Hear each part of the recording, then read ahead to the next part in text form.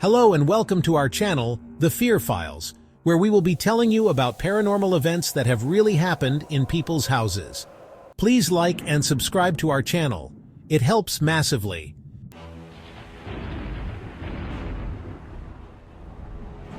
About 10 years ago, my parents were leasing a large house while looking for a new home to purchase.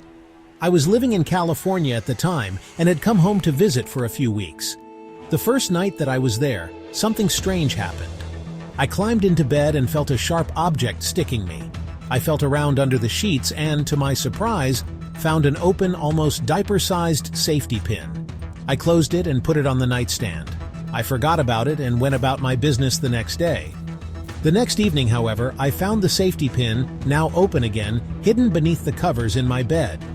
Knowing quite well that no one in my family was a prankster, I was very perplexed.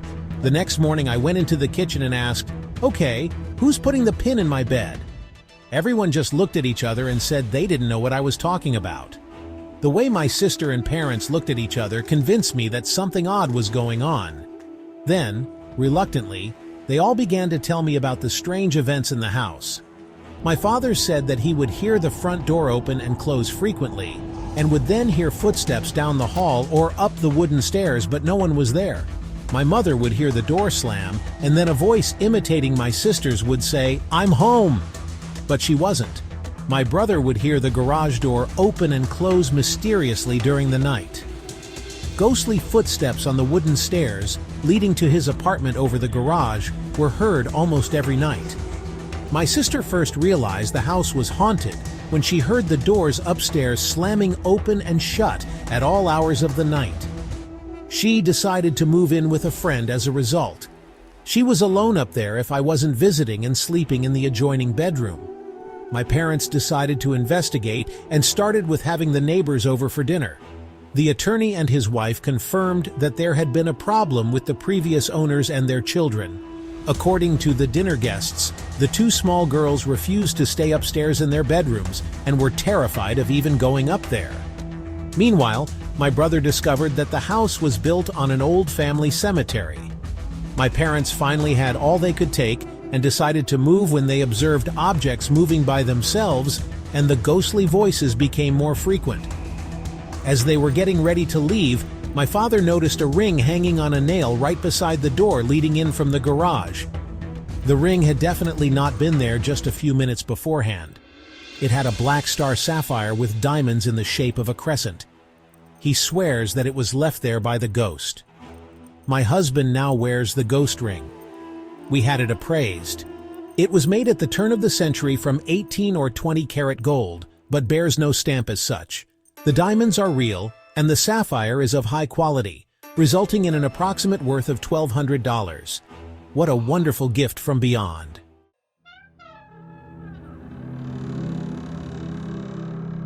The house my parents moved into when I was about 8 years old sat on close to 7 acres. The neighbors weren't close to us. It used to have a one-room school building on the property.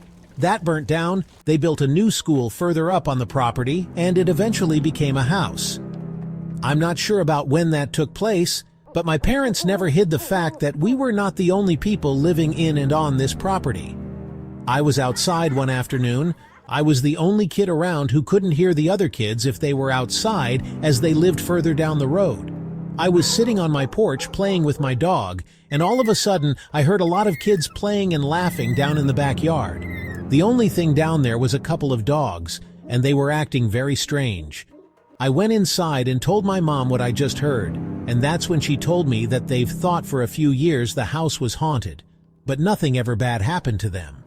Years went by. You'd hear walking around upstairs when no one was using the upstairs at the time, or the rocking chair would be rocking upstairs when we always kept the door shut. At that time, we just used the upstairs for storage. My mom would be dozing off on the couch or in the chair, and she'd get tapped on the head or her foot tugged on every now and again. One night while my dad was asleep and my mom and I were in the living room watching TV, we heard a bang from my parents' room. We went to the hall and turned on the light, wondering why my dad didn't wake up to that big bang that just came out of his room. A picture that was hanging on their wall beside the bed, but there was walking distance between the bed and wall, was laying face up on my dad's chest. There's no way that picture fell off the wall on its own and landed picture up onto my dad's chest. He didn't even budge. He was still sound asleep. The next day, Mom and I decided we were going to try an experiment. She put the picture back on the wall and walked back to the other side of the room by the doorway, and I stayed by the picture and just nudged it to see if it would fall off the wall. It fell straight down the wall and landed on the floor, tilted toward the bed, kind of leaning up against the bed. We did this a few times. We even hit it pretty hard, and it still fell that way, never landing on the bed, just on the floor beside it, the way you would think a picture would fall off a wall. As I grew up, I was never scared to be there. Even though I'd hear voices calling my name, I thought it was my mom. It sounded like her behind a closed door, but it was never her. I've seen apparitions. We hear balls bouncing down the stairs all the time, footsteps walking back and forth upstairs when nobody was up there. I eventually got my room upstairs. There were 2 rooms, one as soon as you come up the stairs, then the other was next to it. I moved in and out of my parents' home as I grew up. I have 2 kids. My daughter never told me she saw anything, but my son, one night while we were laying in bed, he was around 3, we never spoke of the ghosts if the kids were around. He got very frantic and wouldn't lay still. He kept saying someone was in the room with us. I kept telling him no one was there. He wouldn't calm down, so I asked him what he saw. He said there were 2 people in the other bedroom, more of a playroom with a bed in it, because he wouldn't sleep in it alone and my daughter slept downstairs. I said, okay, what do they look like? He said, one's a little boy like me wearing a blue shirt. The other one scares me, Mommy. He's black with no legs. I said, well, if he has no legs, how's he walking into my room? He said, he's using his hands and kind of swinging when he moves like a monkey. I said, oh, okay. And you said he's black, like Steve? At the time, he was the only African-American person I could think of that my son also knew. He said, no, Mommy, he's black like he's been burnt. That's the first time I was ever scared to be there.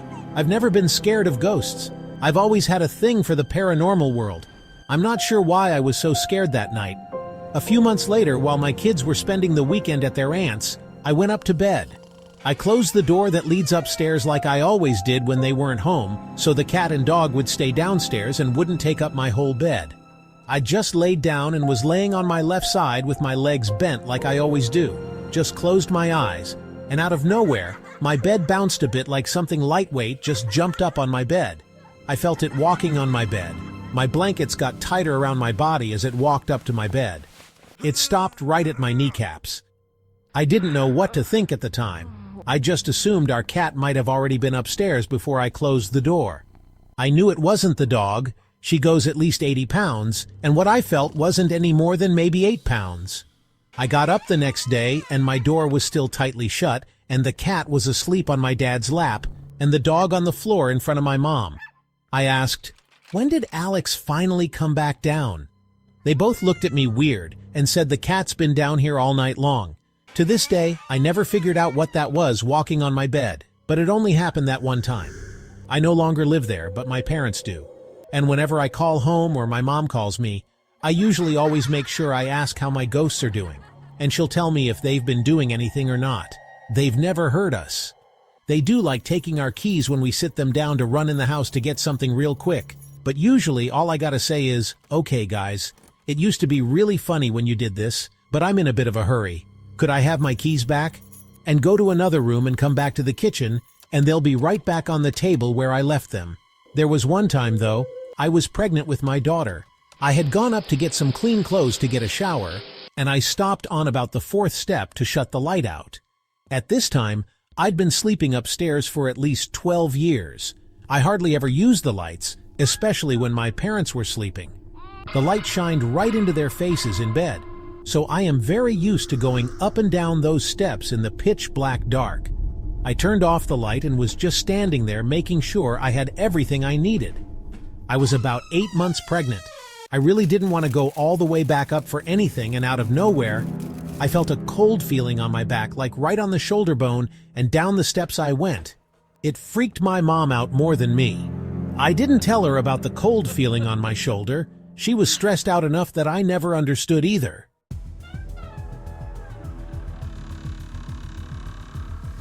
I lived in England until I was 11. The house I lived in was very old, dating back to the era of King Charles I.